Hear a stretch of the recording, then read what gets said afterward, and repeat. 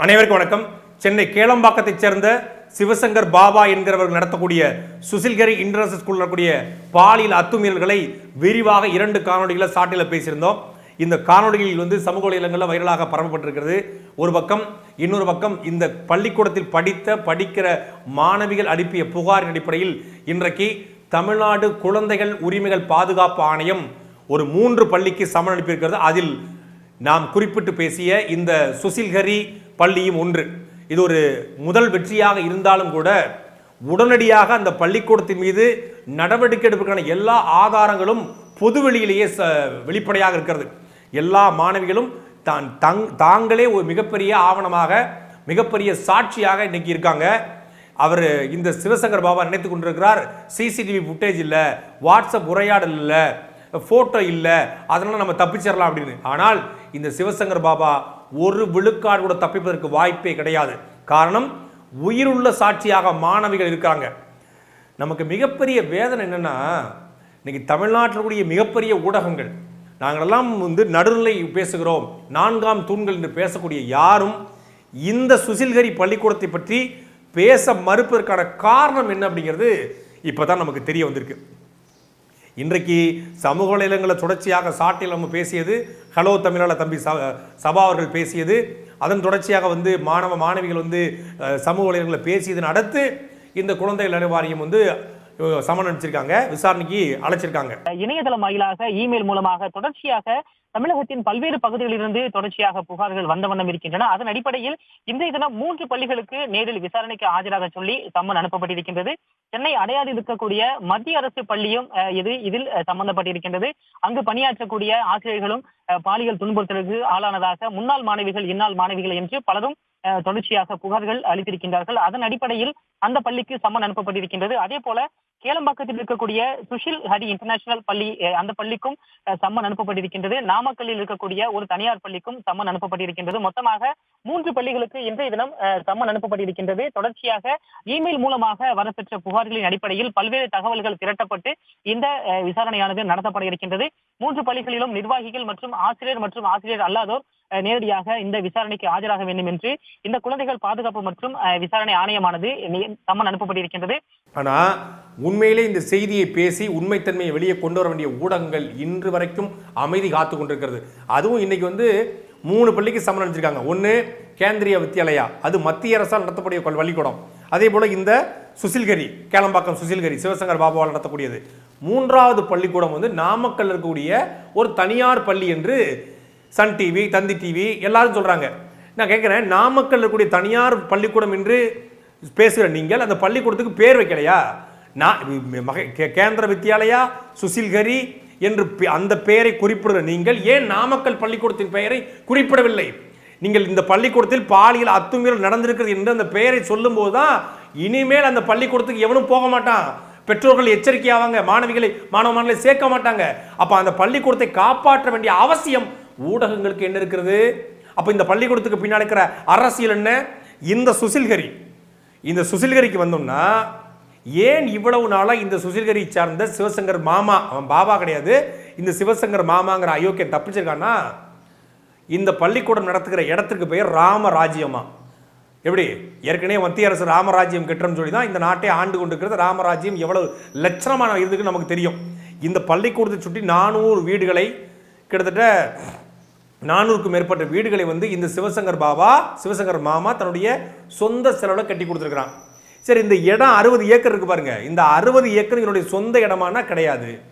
இதை ஒரு மார்வாடிக்கிட்ட அடிச்சு பிடிங்கிருக்கிறான். மார்வாடி இவனுடைய பக்தர்களா டிவோட்டியா அந்த மார்வாடியை ஏமாத்தி மண்டையை கழுவிதான் இந்த இடத்தையே வாங்கியிருக்கான் இந்த அயோக்கிய பய சிவசங்கர் மாமா. அதனால தான் அந்த மார்வாடி பேர் தான் சுசில். இவன் பள்ளிக்கூடத்துக்கும் சிவசங்கர் பாபாவுடைய பள்ளிக்கூடத்துக்கும் இவனுக்கும் எந்த பேருக்கு எதாவது சம்மந்தம் இருக்கான்னு பாருங்க. எந்த சம்மந்தமும் கிடையாது. சுசிலுங்கிறது அந்த மார்வாடி பேர். தன்னுடைய டிவோட்டி பேரையே பள்ளிக்கூடத்துக்கு வைக்கிறதா சொல்லி அந்த பள்ளிக்கூடத்தை கட்டி பேரை வச்சுட்டு ஹரிங்கிறது இவன் இறைவனை குறிப்பதா சொல்லி ஹரின்னு சேர்த்துக்கிட்டான். பெருமாள் பேரை ஹரிஹரன் அப்படிங்கிற பேரை சேர்த்துக்கிட்டான். அதனால சுசில் ஹரி என்று இந்த பள்ளிக்கூடத்துக்கு பேர் வச்சுக்கிறான். இப்போ அதுக்கப்புறம் அந்த டிவோட்டியா இருந்த அந்த மார்வாடி கொஞ்ச நாள்ல வந்து போயிருந்திருக்காரு. அதுக்கப்புறம் பள்ளிக்கூடத்துக்கு அவர் வரவே இல்லை. அவர் உயிரோட இருக்காரா இல்லை இவனே கொன்னுட்டானு தெரியல. ஏன் கொன்னுட்டானா தெரியலன்னு சொல்றேன்னா, இந்த பள்ளிக்கூடத்தில் தொடர்ச்சியான பாலியல் ரீதியான துன்புறுத்தல் நடக்கப்பட்டிருக்கு. ஒவ்வொரு ஆண்டும் ஏதாவது ஒரு டூரிஸ்ட் ஸ்பாட், கொடைக்கானலுக்கு, ஊட்டிக்கு, குற்றாலத்துக்கு டூர் கூட்டு போவானா. அப்படி டூர் கூட்டு போகும்போது ஒரு பெண்ணை இவனுடைய பாலியல் இச்சைக்கு வற்புறுத்திருக்கிறான். அந்த பெண் வர மறுத்ததால அருவியிலிருந்து தள்ளிவிட்டு கொண்டு விட்டதாக சம்பந்தப்பட்டவர்கள் சொல்றாங்க. ஆனா இவன் அந்த குழந்தை குளிக்கும் போது தவறி விழுந்து இறந்து விட்டதாக சொல்லி அந்த குழந்தையின் பேர்ல இன்னைக்கும் அந்த பள்ளிக்கூடத்தை ஒரு ஆடிட்டோரியம் வச்சிருக்கானா. அந்த அப்பா அம்மா ஏமாத்துறதுக்காக அவங்க பிள்ளை பேர்ல ஆடிட்டோரியம் கட்டிதான். ஆனா அந்த குழந்தையை தள்ளிவிட்டு கொண்டதாக சொல்றாங்க. அதையும் காவல்துறை உடனடியாக விசாரிக்க வேண்டும். இத்தனை அயோக்கியத்தனங்களையும் இந்த சிவசங்கர் பாபா நேத்தைக்கோ இன்னைக்கு செய்யல, 20 ஆண்டு காலமாக செய்து கொண்டிருக்கிறார் என்றால் எந்த பின்னணியில் செய்கிறான் என்பதுதான் மிக முக்கியமான கேள்வி. இவனுக்கு இந்த பள்ளிக்கூடத்திற்குரிய அத்தனை பேருமே இவனுக்கு உடந்தை. இவனுக்கு பாருங்க, இந்த புகைப்படத்தை பாருங்க.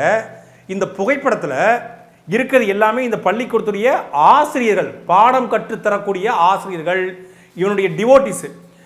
ஒரு ஒரு ஒரு சாமியார், அந்த சாமியுடைய பக்தை என்றால் இப்படித்தான் இருப்பாங்களா? தோல்ல 2 பேர், தொடையில 2 பேர், காலில் 2 பேர். யாரு? பெண்கள். ஆனால் ஆண்கள் தனித்தனியாக நிற்கிறான். இவனுக்கு ஆண்கள்னாலே ஆகாத போல இருக்கு. பெண்களை மட்டும் தான் கூட வச்சுக்குவான். வகுப்பறைக்கு போகும்போது பாடம் நடத்த கூட தமிழ் பாடம் எடுக்க போவானா இந்த சிவசங்கர் மாமா. அப்படி போகும்போது வகுப்பறையில் பெண்கள் எல்லா அந்த சின்ன சின்ன பிள்ளைகள் 8ஆம் வகுப்பு 9ஆம் வகுப்பு 10ஆம் வகுப்பு பிள்ளைகள் இவன் காலில் விழுந்து ஒவ்வொரு பிள்ளையும் கட்டி பிடிச்சி ஆசீர்வாதம் பண்ணி தான் உட்கார வைப்பானா. பசங்களுக்கு மட்டும் கை கொடுப்பானா. எப்படி பாருங்க, எவ்வளோ பெரிய அயோக்கிய பைய பாருங்க. பசங்களுக்கு கை கொடுப்பது, பெண்களை கட்டி பிடித்து முத்தம் கொடுத்து பள்ளிக்கூட பாடம் நடத்த ஆரம்பிக்கிறதுக்கு முன்னாடியே. அதே போல தான் இந்த ஆசிரியர்கள் கூட இவ்வளவு உல்லாசமாக படுத்து கிடக்கிறான். இது எங்கேயோ வெளிநாடு டூர் போயிருக்காங்க. இது போல இந்த புகைப்படத்தை பார்த்தீங்கன்னா போட்டில் போகும்போது ஜாலியாக உட்காந்துட்டு இருக்கான். இவனை பார்க்கும்போது நமக்கு இது ஒரு மடம் மாதிரியோ, இது சாமியார் மாதிரியோ, இவன் கல்வி தந்தை மாதிரியோ தெரியல. முழுக்க இது சினிமாவில் கூட இப்படி இருக்காது. சினிமாவில் கூட இந்த மல்லையா போன்ற ஆட்கள் தான் பெண்களோடு உல்லாசமாக இருப்பாங்க. ஆனால் சென்னையில் கேளம்பாக்கத்தில் ஒரு பள்ளிக்கூடத்தை நடத்தக்கூடிய ஒரு பள்ளிக்கூடத்துடைய தாளாளர் தன்னை இந்து மதத்துடைய காவலன் என்று சொல்லக்கூடிய, தன்னையே கடவுள்னு சொல்ற ஒரு அயோக்கிய பைய இது மாதிரியான காம லீலைகளில் ஈடுபட்டு இருக்கான்னா அவன் இவனுடைய பின்புலம் என்ன? ஒரே ஒரு பின்புலம் மட்டும்தான். இந்த பள்ளிக்கூடத்தில் இதுவரைக்கும் 5 முறை RSS கேம்ப் நடந்திருக்கு. மரியாதைக்குரிய பாஜகவுடைய மூத்த தலைவராக கூடிய இலக்கணேசன் இந்த பள்ளிக்கூடத்துக்கு RSS கேம்பை நடத்திருக்கிறார். RSSோடு மிக இணக்கமாக இருக்கக்கூடிய ஒரு அயோக்கிய பையன் தான் இந்த சிவசங்கர் மாமா. அந்த RSS கொடுக்கிற தைரியம், அந்த பாஜக கொடுக்கிற தைரியத்தில் தான் இவன் இவ்வளவு நாளா இந்த லீலையை பண்ணிட்டு இருக்கான். இதை யாரும் மறுத்து பேச முடியாது. அதுக்கான எல்லா சாட்சியும் இருக்கிறது. RSS கேம்ப் இந்த பள்ளிக்கூடத்தில் நடத்தப்பட்டிருக்குது. தொடர்ச்சியாக RSS தலைவர்கள், பாஜக தலைவர்கள் இந்த பள்ளிக்கூடத்துக்கு அடிக்கடி போயிருக்காங்க. நிறைய அரசியல்வாதிகளோடு, IPS IAS அதிகாரிகளோடு தொடர்பு வந்திருக்கிறான். அது அந்த IPS IAS அதிகாரிகளுக்கு, அந்த அரசியல்வாதிகளுக்கு இவன் என்னென்ன சப்ளை பண்ணா அப்படிங்கிறது காவல்துறையும் தமிழ்நாடு அரசும் பள்ளிக்கல்வித்துறையும் தான் உலக மக்களுக்கு வெளிச்சத்துக்கு கொண்டு வரணும். ஆனால் அதுக்கான எல்லா குற்றச்சாட்டுகளுமே இருக்குது. மயக்க நிலையில பெண்களை இவன் போதைப் பொருளை கொடுத்து, மதுவை கொடுத்து, பெண்களை மயக்க நிலையில் வைத்து இவன் பல லீலைகளை ஈடுபடுத்தியிருக்கிறான். இது அத்தனையும் வெளியே வந்தால் ஒரு மிகப்பெரிய அதிர்ச்சி தமிழ்நாட்டுக்கு காத்திருக்குது என்பதில் எந்த விதமான மாற்று கருத்தும் இல்லை. இந்த சிவசங்கர் பாபா ஒவ்வொரு முறையும் சொல்லுவானா, நான் பணத்தை தொட்டே 20 வருஷம் ஆச்சு. அதாவது காசை தொட்டு 20 வருஷம், எனக்கு காசை தேவையில்லை, நான் கடவுளுடைய மறுபிரிவின்னு சொல்றானா. காசையே தொடாதவனுக்கு, காசையே பார்க்காதவனுக்கு 60 கோடி ரூபாய்க்கு மேல் சொத்து மதிப்பு எப்படி வந்தது? இவனுடைய அந்த ஆசிரமத்துக்கு நன்கொடை வாங்குவதில்லை, காணிக்கை வாங்குவது கிடையாது, எந்த விதமான டொனேஷன் வாங்குவது இல்லைன்னு இவன் சொல்றான். அப்படி என்றால் இவ்வளவு கோடிக்கு மேல் சொத்து எப்படி வந்துச்சு? மாணவர்களுக்கு ஃபீஸ் கம்மி, 20,000 ரூபாய் கீழே. LKG ஃபீஸ் 20,000 ரூபாய் கீழே கம்மி. இப்போ சென்னையில் பொதுவாக 1 லட்ச ரூபா 1.5 லட்ச ரூபா வாங்கும்போது 20,000க்கும் கீழே வாங்குறாங்கன்னா நடுத்தர வர்க்க மக்கள், ஏழை பாலைகள் இந்த பள்ளிக்கூடத்துக்கு போகிறாங்க. அது இல்லாமல் இந்த ஆன்மீகத்தின் பேரால் கூடிய மக்களும் செய்கிறாங்க. இந்த ஆன்மீகத்தின் மீது பற்று கொண்டிருக்கவங்க, ஆன்மீக பற்றி இருக்கலாம், தவறு கிடையாதுன்னு சொல்லலை. ஆனால் அந்த ஆன்மீக பற்றை குழந்தைகள் மேலே திணிச்சதால தான் இவ்வளவு பெண் பிள்ளைகள் பாதிக்கப்பட்டிருக்காங்க. பாதிக்கப்பட்டவர்கள் பல பேர், நம்ம பிள்ளைக்கும் பாதிக்கப்பட்டிருக்குன்னு தெரியும், அந்த பிள்ளைக்கும் தெரியும். ஆனால் வெளியே சொன்ன அவமானம், வெட்கக்கேடு என்று சொல்லி இன்னைக்கு வெம்பி துடிச்சிட்டு இருக்காங்க. நேற்று ஒரு பொண்ணு என்னுடைய வீடியோ பார்த்து விட்டு இன்னைக்கு காலையில் இந்த சம்மன் ஸ்கூலுக்கு போயிடுச்சுனோடனே ஃபோன் பண்ணி அழுது, அண்ணா சாட்டை வீடியோ வந்ததுக்கப்புறம் தான் இந்த சம்மன் வந்திருக்கிறது, உங்களுக்கு ரொம்ப நன்றின்னு சொல்லிச்சு. இன்றைக்கி நான் நிம்மதியாக தூங்குவேன், கிட்டத்தட்ட 5 ஆண்டுகள் கழிச்சு நான் நிம்மதியாக தூங்க போகிறேன், அவ்வளோ பெரிய மன உளைச்சலுன்னு சொல்லி ஒரு பெண் கூப்பிட்டு அழுது பேசுது. அப்போ எவ்வளவு, ஒரு பெண் இல்லை, இது போன்ற நூற்றுக்கணக்கான பெண் பிள்ளைகளை வாழிய வாழ்க்கையை அவருடைய மனதை நாசமாக்கி இருக்கிறான் இந்த சிவசங்கர் பாபா. இதுல என்னன்னா, இவன் வெறும் இந்துத்துவவாதியா மட்டும் தன்னை காட்டிக்கல, தன்னை பொதுவான ஆளா காட்டணுங்கிறதுக்காக உள்ளேயே பள்ளிவாசல், உள்ளேயே தேவாலயம், உள்ளேயே இந்து கோயில் மூணையும் கட்டியிருக்கிறானா. மதமும் சம்மதங்கிற மாதிரி காட்டுறதுக்காக அந்த மதத்தை சார்ந்தவங்களையும் உள்ள இழுத்து இவனுக்குள்ள போடணுங்கிறதுக்காகவே என்ன பண்ணியிருக்கிறான், 3 மதத்தை சார்ந்த தேவாலயம், பள்ளிவாசல், கோயில் மூணையும் உள்ள கட்டி வச்சுக்கிறான். இந்த ராமராஜ்யம் அப்படிங்கிற இந்த 60 ஏக்கர் கேளம்பாக்கத்துடைய நிலத்துல. இதுல ராமராஜ்யம் என்ற பேர்ல ராமனையும் அசிங்கப்படுத்துறான், தன்னை கிருஷ்ணர்னு சொல்லி பெண்களை கோபிகான்னு சொல்லி கற்பழிப்பு கிருஷ்ணரையும் அவமானப்படுத்தான், இந்து மதத்தையும் அவமானப்படுத்துறான். ஆனா இந்து மத ஆர்வலர்கள், இந்து மதத்தை பாதுகாக்க வந்த புருஷர்கள், மரியாதைக்குரிய அர்ஜுன் சம்பத்தோ இல்லை இங்க இருக்கக்கூடிய ஹெச் ராஜாவோ இங்க இருக்கக்கூடிய குஷ்பு போன்றவர்களோ பெண்ணியவாதிகளோ ஒருத்தர் கூட இந்த சுசில்கரிக்கு எதிராக, இந்த சிவசங்கர் பாபாவுக்கு எதிராக இத்தனை பெண் பிள்ளைகள் குரல்கள் சமூக வலைதளங்களை கேட்ட பிறகும் ஒருத்தன் கூட பதிவு போடல, ஒருத்தன் கூட இதற்கு எதிராக பேசவில்லை என்றால் உங்கள் பெண்ணியம், உங்களுடைய இந்து மத பாதுகாப்பு என்பது கேள்விக்குறியானது. நாம் இந்த அரசுக்கு வைக்கிற கோரிக்கை ஒன்னே ஒண்ணுதான். மரியாதைக்குரிய தமிழ்நாடு முதலமைச்சருக்கு எல்லா ஆவணங்களும் அனுப்பியிருக்கிறோம், அதே போல பள்ளிக்கல்வித்துறைக்கு அனுப்பியிருக்கிறது, அதே போல தமிழ்நாடு சென்னை கமிஷனுக்கும் அனுப்பியிருக்கிறோம்.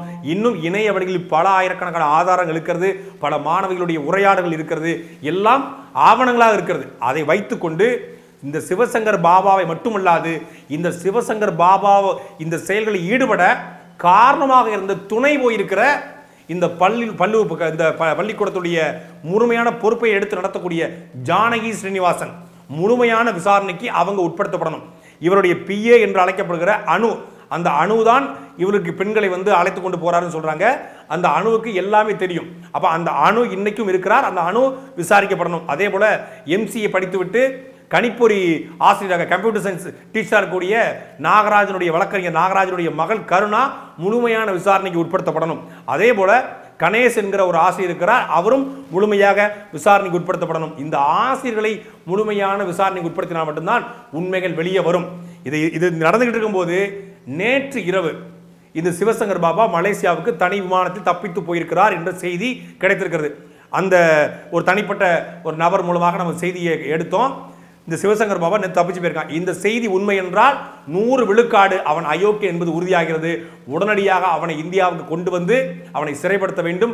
இந்த பள்ளிக்கூடத்தை முழுமையாக அரசு எடுத்து நடத்த வேண்டும். நம்ம பள்ளிக்கூடத்தை இழுத்து பூட்டணும் அப்படின்னா நிறைய மாணவ மாணவிகள் படிப்பாங்க, மற்ற பள்ளிகள் போல இல்லை. இது ஒட்டுமொத்த பள்ளியே கரெக்டா இருக்கு. ஒட்டுமொத்த பள்ளியை இந்து மதத்தின் பேரில் மாணவர்களை தங்களுடைய சுய தேவைக்காக பயன்படுத்தப்பட்டிருக்காங்க. அதனால இந்த பள்ளியை அரசு எடுத்து நடத்துவதுதான் சரியான தீர்வாக இருக்க முடியும். இது வெறும் சம்மனோடு வெறும் விசாரணையோடு முடிந்துவிட செயல் அல்ல.